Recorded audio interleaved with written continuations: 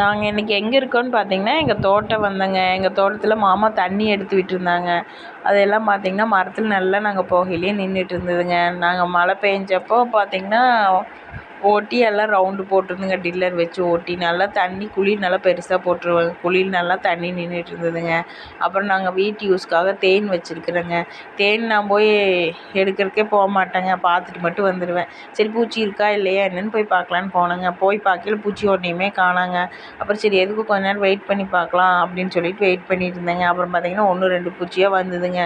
சரி ஓகே பூச்சி இருந்தால் தேன் இருக்கும் அப்படின்னு சொல்லிட்டு வந்துட்டேங்க. நான் எடுக்கவே மாட்டேங்க. எங்கள் ஹஸ்பண்ட் தாங்க எடுப்பாங்க. அப்புறம் எங்கள் ஹஸ்பண்ட் பார்த்தீங்கன்னா தென்னை மரத்தையெல்லாம் ஒரு ரவுண்ட்ஸ் பார்த்துட்டு இருந்தாங்க. எல்லா மரம் தண்ணி பாயுதா, அதாவது வண்டு விழுந்துருச்சா என்ன ஏதுன்னு ஒரு ரவுண்ட்ஸ் பார்த்துட்டு இருந்தாங்க.